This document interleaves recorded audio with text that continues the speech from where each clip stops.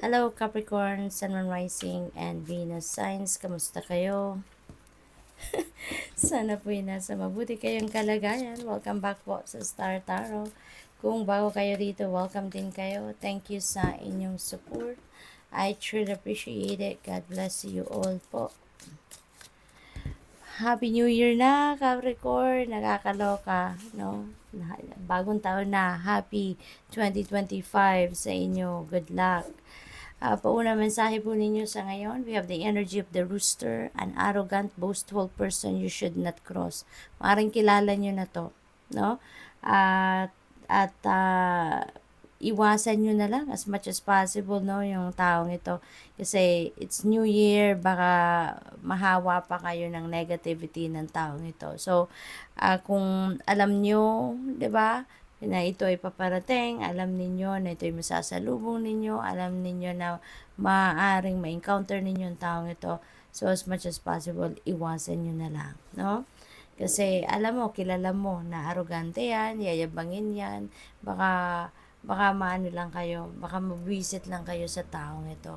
So, what else? We have bird perched.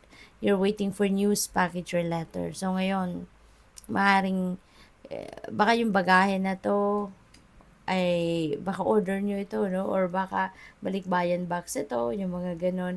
Or maaaring yung mga balitang ito, no? Or sulat, baka meron kayong hinihintay na baka related sa inyong mga travel documents, baka yan ay related sa inyong trabaho, career, loans, mga ganon siguro, permits, no? Mga ganon siguro ang hinihintay ninyo sa ngayon. We have bouquet, compliments from an admirer. Yan. So, meron kayong tagahanga na magbibigay sa inyo ng compliments sa ngayon, ano? Maaaring hindi ninyo pakilala kung sino to, admirer ninyo, but yun na, kung sino yung magko-compliment sa inyo sa ngayon, ano? Maaaring siya na yun. We have wrath and someone working against you behind your back. Ayan. So, siguro ano yan? Mga inggitero at inggitera, no? At maaring maganda ngayon ang inyong sitwasyon, ang inyong kalagayan or posisyon, whether sa trabaho yan or, you know, sa buhay, no? Posisyon ninyo sa buhay sa ngayon.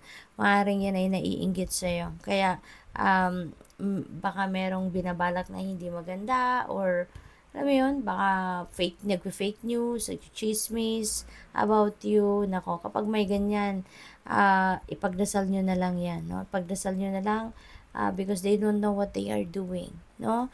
Ipagdasal nyo na lang sila at as much as possible, no? Wag nyo na lang silang pansinin. And of course, ipagdasal nyo din ang sarili ninyo, Capricorn. Okay? Also, pray for your safety. Always call on Archangel Michael, no, to protect you at all times. Surround his blue sapphire sword of light, no, around you. So what else? We have shark. Take care or there will be a loss of material wealth. Okay? So mag-iingat kayo sa inyong kaperahan. Make sure na hindi kayo yung kung ano nang ang priority ninyo, kung ano ang nasa list ninyo of priorities, no, doon lang muna kayo.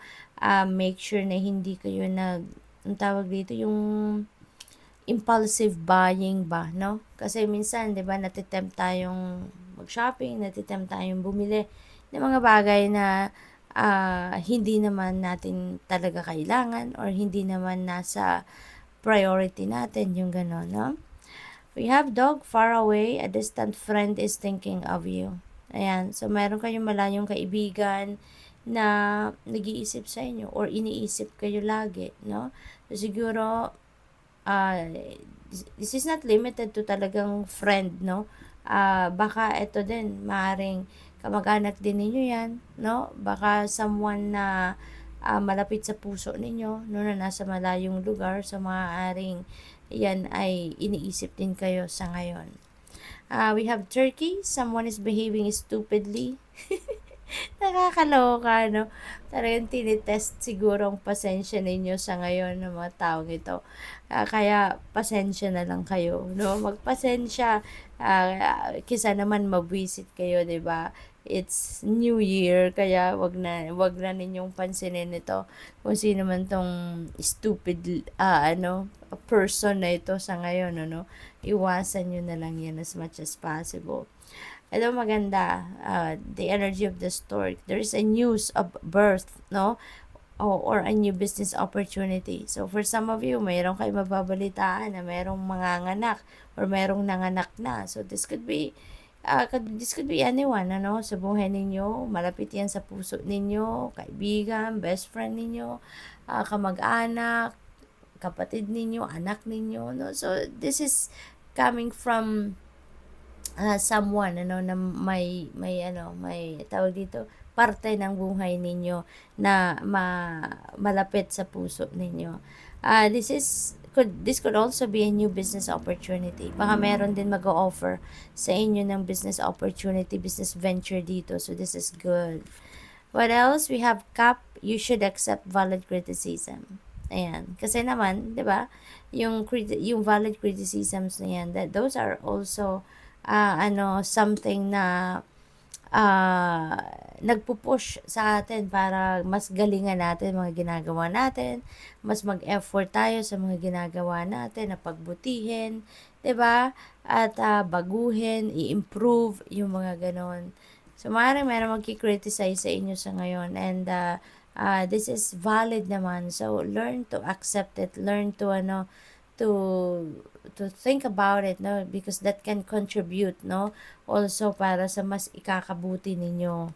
We have Bo. You are highly thought of. Ayan, a distant friend is thinking of you, tapos you're highly thought of. So talaga meron nakakaalala sa iyo or meron nag-iisip, no, sa inyo. Ikaw yung laman ng kanilang isipan. What else? We have carriage journey, either physical or mental. Ayan, so siguro physical journey ito. This could be short journey lang kasi maliit lang yung courage. So this could be mabilisan lang ang biyahe na to. Meron lang siguro kayong saglit na pupuntahan, bibisitahin, something like that. If not naman, kung hindi naman to physical travel, this could be mental travel, no? Baka meron lang kayong iniisip, no, sa ngayon. Baka iniisip din ninyo yung taong ito na may mental telepathy kayo siguro, kaya iniisip ka niya, iniisip mo din siya. We have Diamond. You will be receiving or giving a precious gift. Okay, so ito, regalo, no? This could be regalo ninyo na kayo ang magbibigay, o regalo ninyo na kayo yung regalo sa inyo, yung magre-receive kayo, no, ng importanteng regalo or magandang regalo. So siguro jewelry ito, no, because it's diamond. So siguro yan, alahas or isang very precious, no? Baka merong sentimental value itong regalong ito na matatanggap ninyo. We have fair woman. Ayan, so dealings or relationship with a woman with blonde, gray, or white hair. So, possible na ito, possible na foreigner ito that you are dealing with, baka ka-transaction ninyo ito. Baka merong mga personal relationship kayo with this person, or baka boss ninyo ito, or baka client ninyo, or maaari din kung hindi ito foreigner, baka local ito, at ito ay baka may edad na, no, baka may edad na, merong siguro this is matured by age na, no, na taong ito din, kaya mayroon ng gray or white hair. So baka boss ninyo ito, ganon. We have grasshopper, situations in the balance that require careful handling.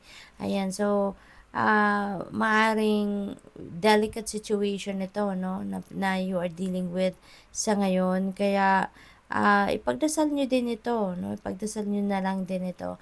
I-offer nyo na lang din yan sa Divine Universe.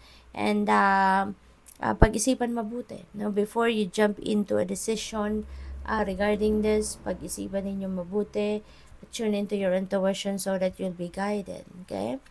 We have flute, disappointment in a friend or lover. Ayan.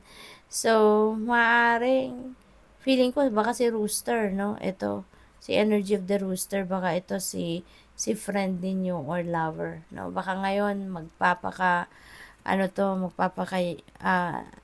kaya siguro kayo madi-disappoint sa kanya because maybe ito yung yayabangin ngayon, 'di ba? Ito na baka niyayabangan kayo or baka ito siya si Turkey, no? Yung nagpapaka-stupid ngayon, baka siya 'yon. Or pwede rin naman na hindi, depende sa inyong sitwasyon, ano? But definitely may mga disappointments kayo dito sa isang kaibigan or sa inyong lover. So, good luck, Capricorn. Happy New Year. Thank you for watching. Love and light. Namaste.